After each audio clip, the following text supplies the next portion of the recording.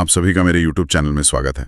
आज हम लोग झारखंड की आर्थिक समीक्षा 2025-26 के अंतर्गत झारखंड के उद्योग एवं खनिज संसाधनों के ऊपर एक महत्वपूर्ण, गहन एवं विस्तार पूर्वक चर्चा करने वाले हैं। यह टॉपिक न केवल JPSC बल्कि झारखंड में आयोजित होने वाले सभी प्रतियोगी परीक्षाओं के लिए अत्यंत महत्वपूर्ण है। इसलिए इस पूरे पॉडकास्ट को बिना स्किप किए अंत तक जरूर सुनें। क्या कारण है कि खनिज संसाधनों से समृद्ध होने के बावजूद झारखंड औद्योगिक विकास में अपेक्षित गति प्राप्त नहीं कर पाया है? ये एक बहुत ही बुनियादी और कह सकते हैं कि सबसे ज्यादा पूछा जाने वाला सवाल है। अगर हम इस गहन चर्चा की शुरुआत करें तो इस स्थिति को अर्थशास्त्र में अक्सर रिसोर्स कर्स या संसाधनों का अभिशाप कहा जाता है। हाँ, मतलब एक रिसोर्स रिच इकोनॉमी होने के बावजूद जो स्ट्रक्चरल शिफ्ट आना चाहिए था, बिल्कुल वो नहीं दिखा। बिल्कुल। लेकिन अगर हम ताज़ा आर्थिक सर्वेक्षण को देखें तो अब चीजें बदल रही हैं। राज्य के GSDP में उद्योग क्षेत्र का जो योगदान है वो अब एक नई कहानी बता रहा है। तो चलिए इसी कहानी को परत दर परत खोलते हैं। हमारे पास आज के सोर्स में मुख्य रूप से सर्वे का चैप्टर 3 है, जो पूरी तरह से मिनरल प्रोफाइल और इंडस्ट्री पर आधारित है। जी, और अगर हम झारखंड की खनिज संपदा यानी उसके मिनरल प्रोफाइल की बात करें तो कोयला, आयरन ओर और बॉक्साइट यहाँ की मुख्य स्तंभ हैं। नेशनल शेयर में झारखंड की स्थिति आज भी बहुत मजबूत है। मतलब ये पूरी तरह से एक मिनरल बेस्ड इकोनॉमी रही है शुरू से। सही कहा।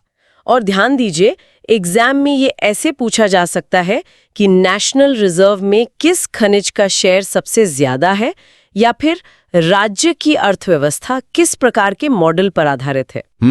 तो सबसे पहले कोयले की बात कर लेते हैं।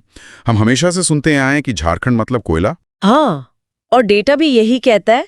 राज्य में लगभग 91,812 मिलियन टन कोयले का भंडार है। अरे वाह, मतलब 91,000 मिलियन टन से भी ज्यादा। बिल्कुल।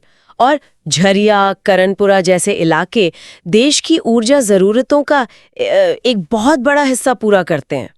झरिया तो पूरे भारत का सबसे प्रमुख कोकिंग कोल रिजर्व है, जो कि सीधे तौर पर स्टील इंडस्ट्री के काम आता है ना? एकदम सही। और यही पावर और इंडस्ट्री का लिंकेज है। झारखंड एक बहुत बड़ा कोल हब है, जो न सिर्फ अपने उद्योगों को बल्कि पूरे देश के पावर प्लांट्स को ईंधन देता है। लेकिन अगर स्टील इंडस्ट्री की बात उठी है तो बिना लोहे के तो वो अधूरी है। तो आयरन ओर यानी लौह अयस्क का क्या स्टेटस है अभी? आयरन ओर का भंडार भी कुछ कम नहीं है। लगभग 4.71 बिलियन टन का रिजर्व है हमारे पास। 4 बिलियन टन से ज्यादा, ये तो बहुत बड़ा नंबर है। हाँ, और एक बहुत ही चौंकाने वाला आंकड़ा ये है कि राज्य के कुल खनिज उत्पादन मूल्य का 94.6% हिस्सा अकेले लौह अयस्क से आता है। आप बात कर रहे हैं, मतलब कोयले से भी ज्यादा वैल्यू आयरन ओर दे रहा है। जी, वैल्यू के टर्म्स में आयरन ओर का दबदबा है, और यही कारण है कि झारखंड में इंडस्ट्रियल क्लस्टरिंग जैसे जमशेदपुर या बोकारो का जो विकास हुआ है वो इसी आयरन ओर और स्टील इंडस्ट्री के आधार पर हुआ है। तो ये तो हो गए कोयला और लोहा, लेकिन एल्यूमिनियम इंडस्ट्री का भी तो एक बहुत बड़ा बेस है ना राज्य में। बिल्कुल, और उसका आधार है बॉक्साइट। बॉक्साइट का रिजर्व राज्य के रणनीतिक यानी स्ट्रेटेजिक इंपॉर्टेंस को बहुत बढ़ा देता है। हाँ, क्योंकि एल्यूमिनियम तो आज के समय में एविएशन से लेकर हर हल्की और मजबूत चीज बनाने में काम आता है। एकदम सही। और एग्जाम के लिए इसे नोट कर लें, एल्यूमिनियम इंडस्ट्री का लिंकेज झारखंड के बॉक्साइट रिजर्व से सीधे तौर पर जुड़ा है। एग्जाम में ये ऐसे पूछा जा सकता है कि राज्य के किन जिलों में बॉक्साइट का सबसे ज्यादा संकेंद्रण या कॉन्सेंट्रेशन है। तो अगर हम डिस्ट्रीब्यूशन की बात करें, ये सारे मिनरल्स राज्य में फैले कैसे हुए हैं? क्या ये एक ही जगह हैं या अलग अलग माइनिंग बेल्ट्स हैं? ये अलग अलग बेल्ट्स में बटे हुए हैं। जैसे दामोदर घाटी का जो क्षेत्र है वो कोयले के लिए जाना जाता है। वहीं अगर आप कोल्हान क्षेत्र की तरफ जाएंगे, जैसे पश्चिमी सिंहभूम, तो वो आयरन ओर का गढ़ है। मतलब एक प्रॉपर स्पेशल डिस्ट्रीब्यूशन है। हाँ, और लोहरदगा गुमला का जो बेल्ट है वो बॉक्साइट के लिए प्रसिद्ध है। हर बेल्ट का अपना एक अलग इंडस्ट्रियल इकोसिस्टम बन गया है। अच्छा, ये तो हमने रिजर्व्स की बात कर ली, लेकिन अब आते हैं ग्रोथ ट्रेंड्स पर। क्या इन रिजर्व्स का फायदा राज्य की GDP या प्रति व्यक्ति आय को मिल रहा है? यही तो इस बार के सर्वे का सबसे दिलचस्प हिस्सा है। ग्रोथ फ्लक्चुएशंस तो रही हैं, लेकिन अब नीतियों का असर दिखने लगा है। झारखंड की प्रति व्यक्ति आय पहली बार 1 लाख रुपए के आंकड़े को पार कर गई है। 1 लाख को पार कर गई है तो एक बहुत बड़ा माइलस्टोन है। बिल्कुल। वर्तमान कीमतों पर ये 1,16,663 रुपए दर्ज की गई है और ये पॉइंट बहुत महत्वपूर्ण है क्योंकि इसकी वास्तविक विकास दर यानी रियल ग्रोथ रेट 7.02% रही है, जो कि नेशनल एवरेज जो शायद 6.5% के आसपास है, उससे भी ज्यादा है। हाँ, और लगातार 4 वर्षों से राज्य 7% से ऊपर की वृद्धि दर बनाए हुए हैं। तो ये जो रफ्तार आई है, क्या ये सिर्फ इन्हीं बड़े उद्योगों की वजह से है या एमएसएमई सेक्टर का भी कोई रोल है? देखिए, बड़े उद्योग अर्थव्यवस्था का कोर बनाते हैं, वो रेवेन्यू देते हैं, लेकिन रोजगार का असली इंजन एमएसएमई सेक्टर ही है। हाँ, क्योंकि बड़े स्टील प्लांट्स में तो सब ऑटोमेटेड होता है। बिल्कुल। और सर्वे बताता है कि उद्यम पोर्टल पर 83,363 नए उद्यमों का रजिस्ट्रेशन हुआ है। 83,000 से ज्यादा नई यूनिट्स। जी, और इनसे लगभग 3.34 लाख नई नौकरियां पैदा हुई हैं। ये तो लोकल इकोनॉमी को सपोर्ट करने के लिए बहुत बड़ा कदम है। हाँ, और सबसे अच्छी बात यह है कि इनमें लगभग 20% औपचारिक एमएसएमई महिलाओं के स्वामित्व में है। हाँ, ये सच में एक बहुत सकारात्मक बदलाव है। महिला सशक्तिकरण का अर्थव्यवस्था पर सीधा असर पड़ता है। बिल्कुल पड़ता है। अब अगर हम लार्ज इंडस्ट्रीज की तरफ वापस लौटे तो बेसिक मेटल इंडस्ट्री यानी लौह और इस्पात अभी भी औद्योगिक जीवीए का 72.4% हिस्सा है। मतलब स्टील और हेवी इंडस्ट्रीज अभी भी डोमिनेट कर रही हैं, लेकिन राज्य सरकार की इंडस्ट्रियल पॉलिसी अब सिर्फ माइनिंग पर नहीं बल्कि मैन्युफैक्चरिंग पर फोकस कर रही है। तो क्या इसके लिए कोई नई पॉलिसी फ्रेमवर्क लाया गया है? हाँ, JIIPP 2021 यानी Jharkhand industrial investment and promotional policy. इसके तहत निवेशकों को 25% तक की कैपिटल सब्सिडी दी जा रही है। 25% कैपिटल सब्सिडी? मतलब अगर कोई 100 रुपए लगा रहा है तो 25 रुपए सरकार देगी? बिल्कुल। इससे इन्वेस्टमेंट प्रमोशन बहुत तेजी से हो रहा है। शुरुआती रिस्क कम हो जाता है ना निवेशकों के लिए। हाँ, और इसी से इन्वेस्टमेंट ट्रेंड्स भी बदल रहे होंगे। FDI और स्ट्रीट इन्वेस्टमेंट का क्या पैटर्न दिख रहा है? ग्रोथ पैटर्न काफी पॉजिटिव है, लेकिन यहाँ एक और बहुत बड़ा फैक्टर है जिसने इन्वेस्टमेंट और रेवेन्यू दोनों की तस्वीर बदल दी है। आप वो सुप्रीम कोर्ट वाले फैसले की बात कर रही हैं क्या? बिल्कुल। जुलाई 2024 में सुप्रीम कोर्ट का एक ऐतिहासिक फैसला आया मिनरल एरिया डेवलपमेंट अथॉरिटी वाले मामले में। हाँ, जिसमें राज्यों को खनिज वाली जमीन पर टैक्स या सेस लगाने का अधिकार मिल गया है। सही कहा।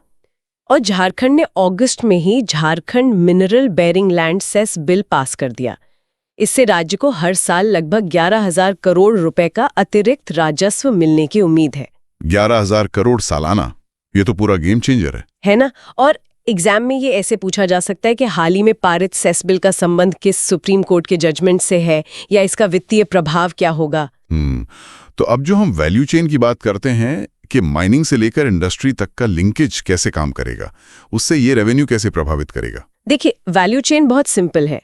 माइनिंग, फिर प्रोसेसिंग, फिर मैन्युफैक्चरिंग और अंत में रेवेन्यू।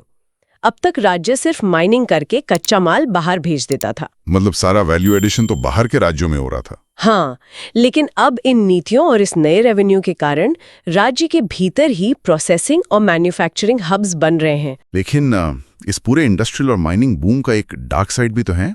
एनवायरमेंटल इश्यूज का क्या? जंगल कट रहे हैं, विस्थापन हो रहा है। ये बहुत ही सीरियस कंसर्न है। डिफॉरेस्टेशन, पोल्यूशन और डिस्प्लेसमेंट, ये तीनों चीजें बेतहाशा खनन का नतीजा है। तो क्या सर्वे में या पॉलिसी में इस पर कोई बात की गई है? बिल्कुल की गई है। राज्य ने पर्यावरण को बचाने के लिए एक 10 वर्षीय वन विजन योजना या 10 ईयर फॉरेस्ट विजन प्लान शुरू किया है।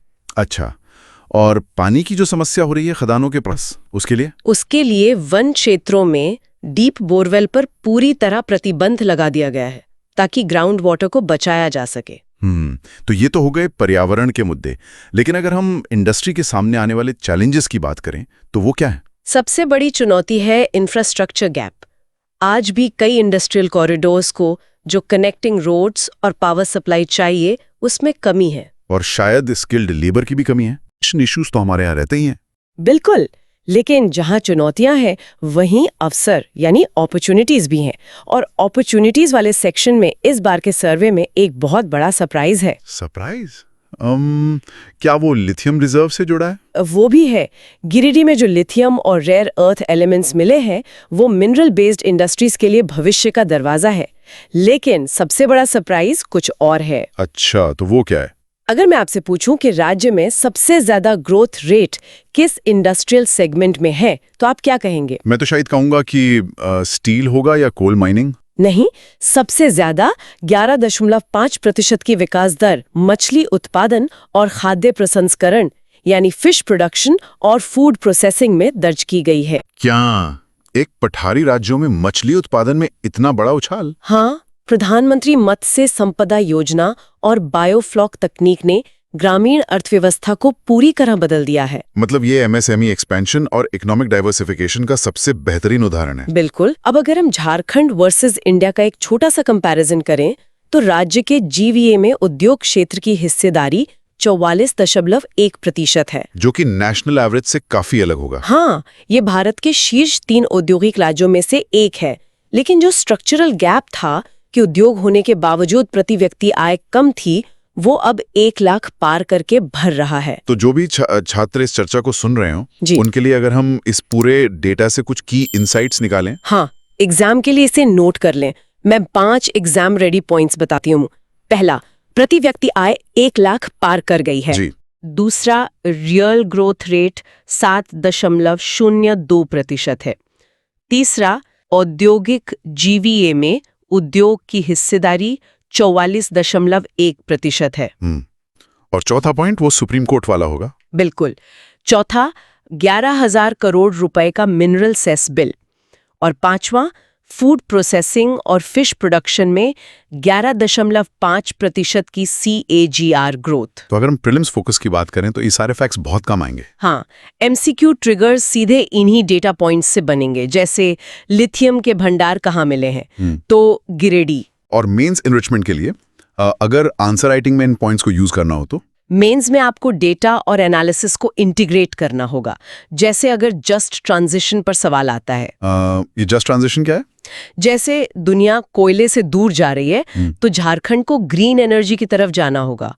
मुख्यमंत्री का स्पेन और स्वीडन दौरा इसी हरित ऊर्जा के निवेश के लिए था। अच्छा, तो कोल वर्कर्स को नई स्किल्स देने के लिए जो आपने रीस्किलिंग फंड बताया था, वो इसी का हिस्सा है? बिल्कुल। मेंस के आंसर में आपको यही लिखना है कि कैसे नीतियां बहुआयामी गरीबी यानी मल्टी डायमेंशनल पॉवर्टी को 42% से घटाकर 28% पर ले आए हैं। तो फाइनली अगर हम इस गहन चर्चा के कंक्लूजन या वे फॉरवर्ड पर आएं, तो भविष्य का रास्ता क्या है? सस्टेनेबल इंडस्ट्रियल डेवलपमेंट, यानी विकास ऐसा हो जो पर्यावरण को नुकसान न पहुंचाए और स्थानीय लोगों को रोजगार दे।